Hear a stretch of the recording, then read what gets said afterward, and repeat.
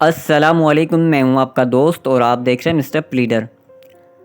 आज हम इस कॉन्ट्रैक्ट सीरीज़ का पार्ट नंबर 6 करने जा रहे हैं। आज के इस वीडियो में हम कुछ इंपॉर्टेंट सेक्शंस कवर करेंगे। सबसे पहला आज का सेक्शन है 19, voidability of agreements without free consent. ये वाइडेबिलिटी ऑफ एग्रीमेंट की बात करता है जो विदाउट फ्री कंसेंट जो है वो की गई हों। सेक्शन कहता है when consent to an agreement is caused by coercion, fraud और misrepresentation, यानी कोई भी ऐसी एग्रीमेंट जो फ्रॉड के ज़रिए, मिस रिप्रेजेंटेशन के ज़रिए या फिर कॉर्जन के ज़रिए की गई हो, ऐसी सारी की सारी जो एग्रीमेंट्स हैं वो जो है वाइडेबल कॉन्ट्रैक्ट कहलाती हैं।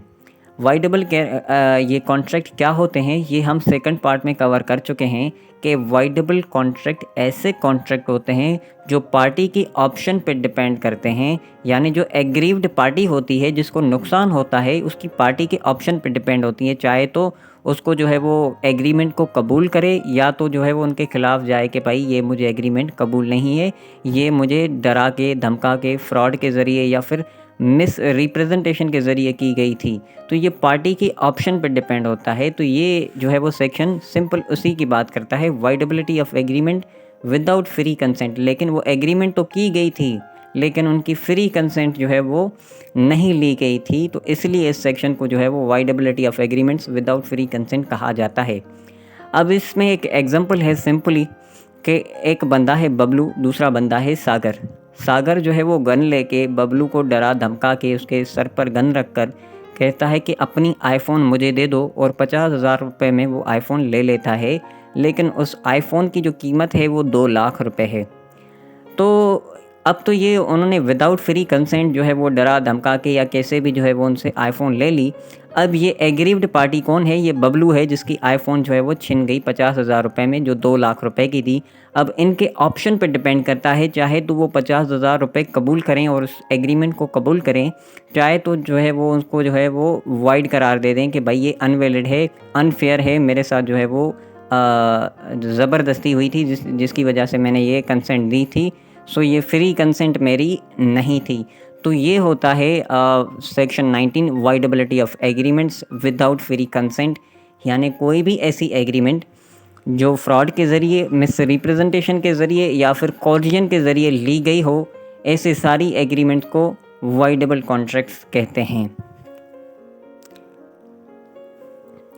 उसके बाद है सेक्शन 20 जो कहता है agreement void where both parties are under mistake as to the matter of fact, यानी ये सिंपल बात करता है ऐसी सारी की सारी जो है वो एग्रीमेंट वॉइड हैं। वॉइड क्या होती हैं?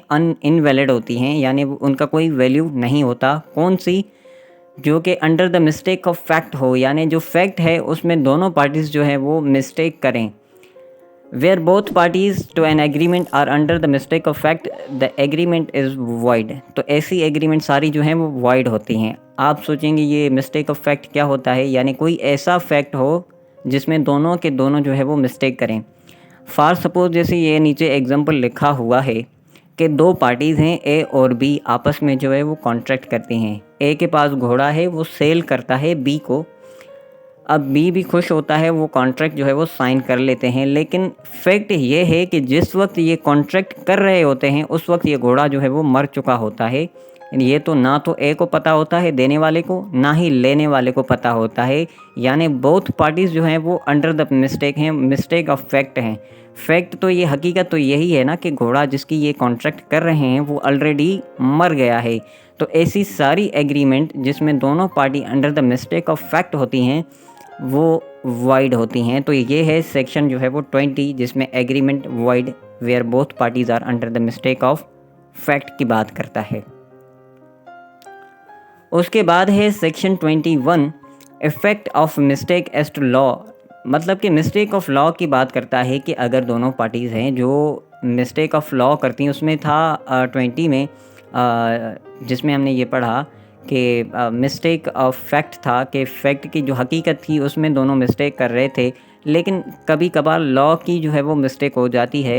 ये कहता है कि a mistake as to a law not enforce in Pakistan has the same effect as a mistake of fact.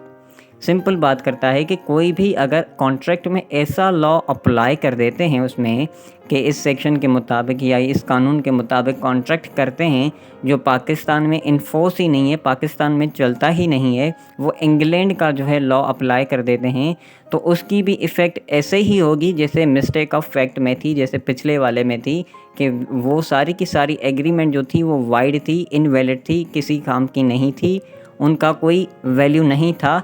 तो ये भी अगर कोई भी ऐसी एग्रीमेंट करता है जिसमें मिस्टेक एज टू लॉ होगा, वो सारी की सारी भी वही होगी, मतलब कि वाइड एग्रीमेंट होगी, तो इसका भी सेम जो है वो इफ़ेक्ट है। तो ये है सेक्शन 21। उसके बाद 23 है, 22 को जो है वो स्किप कर लिया है, इतने ख़ास काम का नहीं है। 23 कहता है कि what considerations and objects are lawful and what not, यानी कौन सी ऐसी कंसिडरेशन हैं या ऑब्जेक्ट हैं जो लॉफुल हैं और कौन से जो हैं वो नहीं हैं।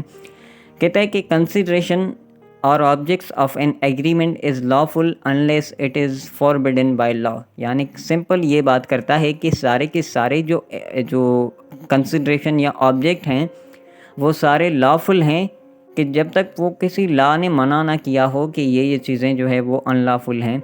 जैसे कोई चीज़ लॉ में नहीं लिखी हुई कि ये अनलॉफुल है, ये अनलॉफुल है, जस्ट वो चीज़ें लिखी हुई होती हैं कि ये चीज़ें जो है वो अनलॉफुल हैं, जैसे वेपन्स ख़रीदना ज़्यादा, कोई ड्रग्स सप्लाई करना, ड्रग्स लेना, तो ये अनलॉफुल होता है, तो ये लिखा होता है, फॉरबिडन होता है, यानी लॉ मना करता है कि ये चीज़ें ना करें आप।